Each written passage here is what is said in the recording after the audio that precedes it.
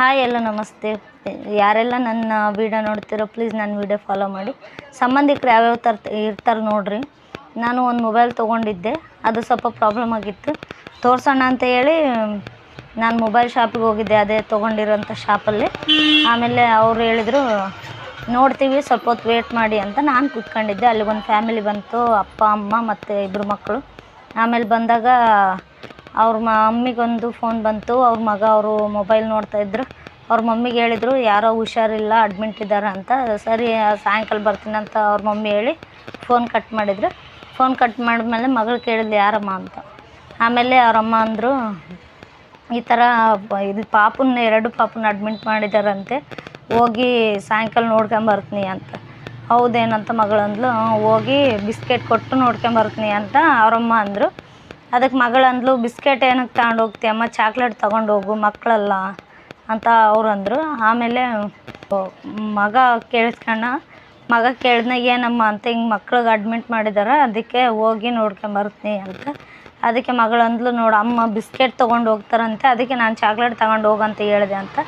ಅದಕ್ಕೆ ಮಗ ಅಂದ ಹಾಸ್ಪಿಟ್ಲಿಗೆ ಯಾರಾದರೂ ಚಾಕ್ಲೇಟ್ ತಗೊಂಡು ಹೋಗ್ತಾರೇನು, ಬೇಡ ಅಮ್ಮ ಬ್ರೆಡ್ಡು ಬಿಸ್ಕೆಟ್ ತಗೊಂಡು ಹೋಗು ಅಂತ.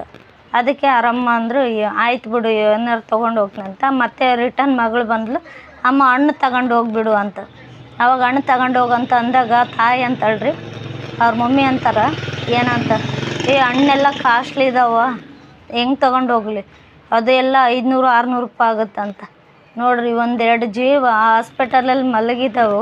ನಾನು ಅವಾಗೆ ಅಂದ್ಕೊಂಡೆ ಸಂಬಂಧಿಕರು ಹಾಸ್ಪಿಟ್ಲಿಗೆ ನೋಡೋಕೆ ಬರೋಕ್ಕಾಗುತ್ತಂತ, ಹಣ್ಣು ನೀವು ತರಬೇಕು ಆಗುತ್ತಂತ ಬರಲ್ವೋ ಏನೋ. ಯಾಕಂದರೆ ಸ್ವಲ್ಪ ನಮ್ಮ ಇದರಲ್ಲೂ ಈ ಥರ ನಡೆದಿತ್ತು. ಅದೇ ನಾನು ಯೋಚನೆ ಮಾಡ್ತಾಯಿದ್ದೆ, ಹಣ್ಣು ತರೋಕ್ಕಾಗುತ್ತಂತ ಬರಲ್ವ. ನೋಡಿರಿ ಎಷ್ಟು ವಿಚಿತ್ರ ಪ್ರಪಂಚ. ಈ ಜೀವಕ್ಕೆ ಒಂದು 500 ರೂಪಾಯಿ ಬೆಲೆನೇ ಇಲ್ವಲ್ರಿ. ಒಂದು 500 ರೂಪಾಯಿ ಎಲ್ಲಿ ಹೋಗುತ್ತೋ ಎಲ್ಲಿ ಬರುತ್ತೋ. ಈ ಥರ ಅಂದರು. ಈ ಥರ ಸಂಬಂಧ ಇದ್ದಾಗ ನಂಗೆ ಒಂದೆರಡು ಲೈನು ನೆನಪಾಗಿತ್ತು ರೀ, ಅದು ಹೇಳಬೇಕು. ಹೇಳಿದ್ರೇ ಇದಕ್ಕೊಂದು ಅರ್ಥ. ನಾನು ಆ ಲೈನ್ಸ್ ನಿಮಗೆ ಹೇಳ್ತೀನಿ, ತಪ್ಪೋ ಸರಿನೋ ಗೊತ್ತಿಲ್ಲ. ಆ ಒಂದೆರಡು ಲೈನ್ಸ್ ಬರೆದಿದ್ದು ನಾನು ನಿಮಗೆ ಹೇಳಲೇಬೇಕು. ಜೀವಂತವಾಗಿದ್ದಾಗ ಬರದ ಸಂಬಂಧ ಸತ್ತ ಮೇಲೆ ಬಂದು ಹೇಳಿದರಂತೆ, ನಾವೆಲ್ಲ ಇದ್ವಿ, ನಿನಗೆ ಯಾಕೆ ಬಂತು ಸಾವಿನ ಚಿಂತೆ ಅಂತ. ನಿಜ ಅಲ್ವಾ? ಬದುಕಿದ್ದಾಗೆ 500 ರೂಪಾಯಿ ಹಣ್ಣು ಹಂಪ್ಲು ತೊಗೊಂಡು ಬಂದು ನೋಡೋಕ್ಕೆ ಇಷ್ಟು ಯೋಚನೆ ಮಾಡ್ತಾರೆ. ಇನ್ನು ಸತ್ತ ಮೇಲೆ ಬಂದು ಅಳಲು ತೋರಿಸ್ಕೊಳೋದು ಅವಶ್ಯಕತೆ ಆದರೂ ಏನೈತಿ? ಸತ್ತ ಮೇಲೆ ಏನು ನಮಗೆ ಗೊತ್ತಾಗುತ್ತಾ? ನಾವೇನು ಕೇಳಿಸ್ಕೊಂತೀವ? ಅವ್ರು ತಂದಿರೋದು ನೋಡಿರ್ತೀವ? ನಿಜ ಅಲ್ವಾ? ನಿಜ ಅನಿಸಿದರೆ ಒಂದು ಲೈಕು, ಕಮೆಂಟು